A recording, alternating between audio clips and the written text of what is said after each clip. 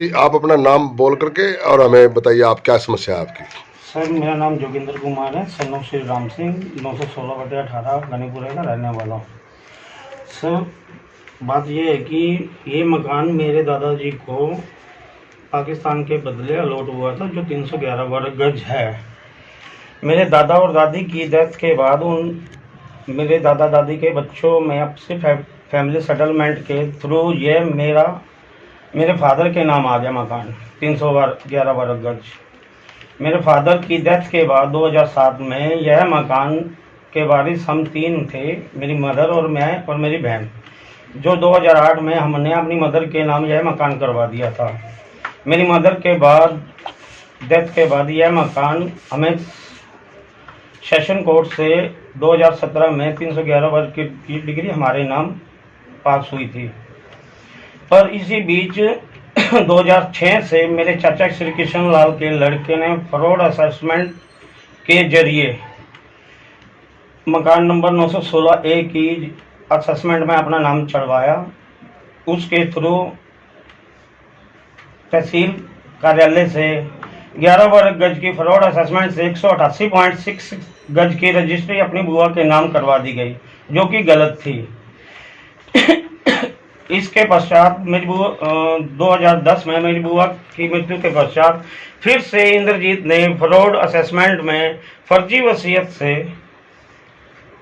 अपने ताया गोपाल सिंह के लड़के, जो गूंगा बहरा वह अनपढ़ है, अवतार सिंह, उसके नाम असेसमेंट में नाम दर्ज करवा दिया। उसी असेसमेंट से फिर से 2011 में इसी मकान नंबर की दोबारा से असेसमेंट से रजिस्ट्री करवा दी गई, जो कि गलत है। इसको भी कोर्ट ने नहीं माना। 2013 में आशा रानी को, इस पार्टी बनने आई आशा रानी को कोर्ट ने यह कहकर बाहर कर दिया कि तुम इस केस में पार्टी नहीं बन सकते, क्योंकि यह केस जहां चल रहा है सत्या देवी पर वहीं चलेगा। 2015 में फिर से आशा रानी मल्होत्रा इसी फ्रॉड रजिस्ट्री के तहत दोबारा से पार्टी बनने आई। उनके वकील थे दीपक सेठी। फिर से दोनों कोर्टों में आशा रानी मल्होत्रा को पार्टी नहीं बनाया गया और 2017 में डिसीजन में यह 311 वर्ग गज मेरी बहन और मेरे नाम आ गए। आशा रानी मल्होत्रा ने डिसीजन के बावजूद भी 2011 वाली रजिस्ट्री से 2018 में फिर से फ्रॉड करते हुए 1/2 भाग की रजिस्ट्री अपनी ही किसी जानकार स्त्री आशा ईश्वरी देवी के नाम करवा दी गई, जिस रजिस्ट्री को कोर्ट ने माना नहीं। 2011 वाली रजिस्ट्री से वो रजिस्ट्री कैसे कर सकती है। और उसी रजिस्ट्री के बल पर ईश्वरी देवी और आशा रानी ने हमारे मकान के 188 गज पर कब्जा किया हुआ है, जिस पर 2019 में मेरी एक एप्लीकेशन पर सुनवाई करते हुए डीएसपी पृथ्वी सिंह ने फौजदारी मामला दर्ज करते हुए इनके ऊपर FIR दर्ज की थी। उसके पश्चात उपाधीक्षक गौरवपाल ने फिर से अपनी जांच में पाया कि हाँ वाकई में यह फौजदारी है। उन्होंने अपनी रिपोर्ट में सीधा उन आरोपियों के खिलाफ बार बार किए गए फ्रॉड बारे लिखा हुआ है और शीघ्र गिरफ्तारी का आश्वासन दिया, पर इतने वो कोई काम कर पाते, उनका तबादला हो गया। उसके बाद IASP कृष्ण लोचब और IO सुखबीर सिंह जी ने आरोपियों के साथ साठगांठ कर बार बार मुझे बुलाया गया थाने में और इंक्वायरी के नाम पर सिर्फ मुझे बाहर बिठाकर और ये कहा गया हर बार कि ये तेरा मामला फौजदारी नहीं है, सिविल मैटर है, जबकि दो DSP की रिपोर्ट कहती है कि ये फौजदारी है। और सारे कागज मैं पुलिस प्रशासन को सबमिट करवा चुका हूँ और ये लोग इकट्ठे आकर हम भाई बहन को अकेला देखकर बार बार पुलिस प्रशासन पर दबाव बना रहे हैं कि ये FIR कैंसिल की जाए। आप पत्रकारों से माध्यम से मेरा सरकार, हरियाणा सरकार व हरियाणा प्रशासन से निवेदन है कि मेरी इस FIR पर निष्पक्षता से जांच करवाकर हमें न्याय दिलवाया जाए। धन्यवाद। जिस प्रकार आप बार बार आशा रानी का जिक्र करते हैं, हाँ जी, कौन है आशा रानी? आशा रानी कलानौर की रहने वाली है और आदर्श मल्होत्रा की पत्नी है। जिसे मैं पर्सनली तौर पर नहीं जानता। रिलेशन में नहीं है आपके? नहीं सर। ये सुखबीर कौन है? सुखबीर आईओ। सर आर्यनगर थाने के आईओ जो मेरे केस को इन्वेस्टिगेट कर रहे हैं। तो वो क्या करते हैं?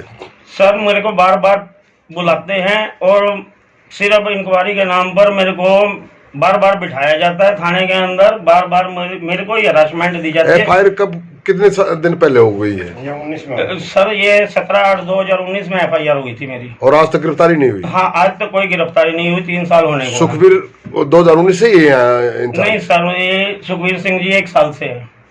तो इससे पहले कौन था आईओ? इससे पहले जय भगवान जी, बीच में सुमंदर सिंह जी थे, एक और लेडीज आए थे, उनको उन्होंने भी गिरफ्तारी नहीं की? नहीं की जी।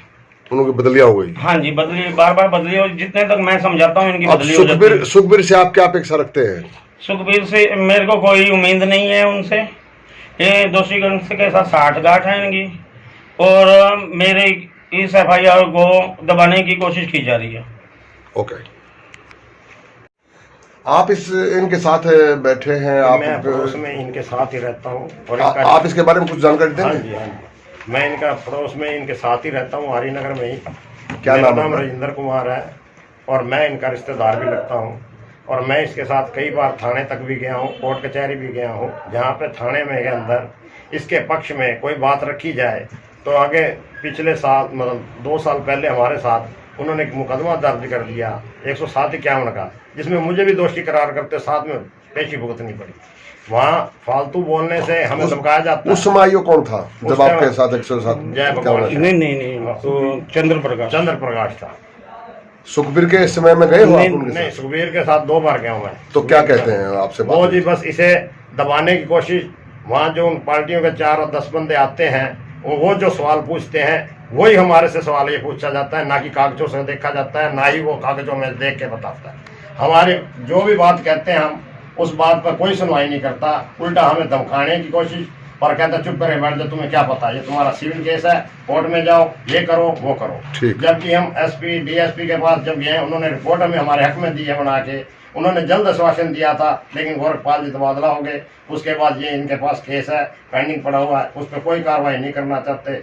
और वो जो बैठे प्लाट के अंदर हमें धमकाते हैं, बाहर से भी, अंदर प्रेशर से भी और उस तरफ से भी, कि इस काम को करने के लिए भाई आप कहीं भी जाओगे आपका कुछ नहीं बनेगा। आखिर हमें यहाँ पत्रकारों से ये बात करके और भाषण है कि गवर्नमेंट ये भाषा सुखबीर आईओ की है क्या, जो हाँ हमें प्रेशर देता है, कोई काम नहीं करना चाहता वो इसको धमकाता है, जब बुलाता है 5 मिनट पहले बुलाएगा, सारा दिन वो इसको बिठाई रखेगा, कोई बात नहीं करता, कुछ नहीं करता, कल आ जाइयो, परसों आ जाइयो, आज आ जाइयो, बस यही आश्वासन देके इसको भगा देता है। आपने मंत्री जी से जाके कभी सिफारिश की? मंत्री से मनीष ग्रोवर जी आप लोगों के यहाँ के पास भी गए हैं, ये मंत्री के पास भी गए हैं, ये मंत्रियों ने भी सिफारिश की है एसपी डीएसपी को भी, लेकिन वहाँ जाए के बाद सिर्फ हाँ और ना का ही मतलब मिलता, आज आ जाना, कल आ जाना, परसों आ जाना, बस कर देंगे, करवा देंगे, ऐसा कुछ नहीं, और इसके अलावा कुछ नहीं हमें मिला। वहाँ आ जाना, चले जाना, कल आ जाना, परसों आ जाना, बस। एसपीडीसी कुछ भी सिर्फ यही आश्वासन मिलता है जी, कर रहे हैं, करवा रहे हैं, कर रहे हैं, करवा रहे हैं। नहीं, डीसी साहब तो बहुत एक्शन डीसी पास के पास इस बार पेश नहीं हुए। हम इससे पहले जब हमारी पैमाइश करवाने के लिए एसडीएम सर ने हमारी निशानदेही करवा 2018 में निशानदेही करवा के दी गई है, और डीसी साहब ने डीआरओ से इस मामले की इंक्वायरी करवाई और उसके ऊपर एक रिपोर्ट हमें बना, यही अटका हुआ मामला फौजदारी मामले को सिविल में डालना चाहते हैं। हाँ जी, फौजदारी मामले को सिविल में डालना चाहते हैं। सिविल में नहीं डालना चाहते हैं, मामले को दबाना चाहते हैं, दोषियों को बचाना चाहते हैं। अच्छा, सब मिलकर कह रही है दोषियों को बचाना चाहते हैं। ओके। ये मामला इसको, ये दोनों बहन भाई अनाथों को दबाना चाहते हैं और करोड़ों की प्रॉपर्टी को खाना चाहते हैं। ठीक।